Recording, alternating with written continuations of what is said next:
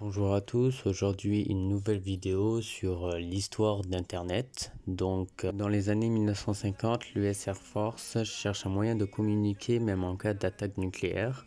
L'Américain Paul Baran et le Britannique Donald Davies effectuent des recherches qui aboutissent en 1961. Leur solution est de découper les messages en paquets pouvant circuler à travers des multiples chemins d'un réseau. Ainsi, si un chemin est coupé, le paquet peut en prendre un autre et arriver à son destinataire. Les premiers réseaux d'ordinateurs datent de la fin des années 1950 comme le système de radar semi-automatique américain SAGE. En 1969, sous l'impulsion de l'informaticien américain Joseph Licklider, naît le réseau ARPANET. Pour la première fois, les données, découpées en paquets, transitent grâce à un protocole de communication, c'est-à-dire un ensemble de règles qui régissent les échanges.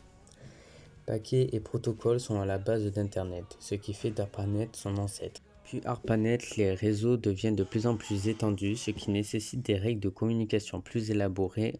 En 1974, les Américains Robert Kahn et Vinton Cerf invente le protocole de communication transmission contrôle programme qui s'occupe à la fois de la gestion des paquets et de la route qu'ils doivent suivre dans le réseau pour arriver à destination.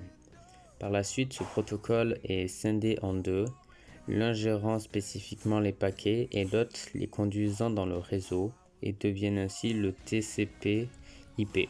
Internet n'est pas apparu d'un coup, mais a émergé dans les années 1980. C'est en 1982 que le protocole TCP/IP est standardisé et commence à être installé sur des réseaux d'ordinateurs interconnectés qui vont progressivement former l'Internet.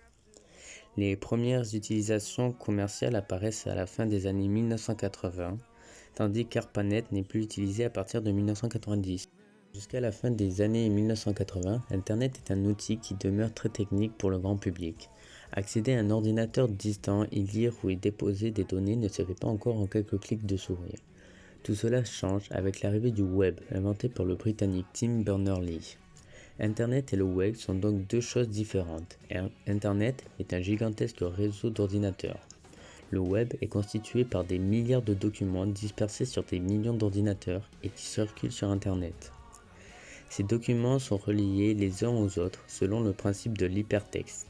Désormais, pour accéder à une information, il suffit de cliquer.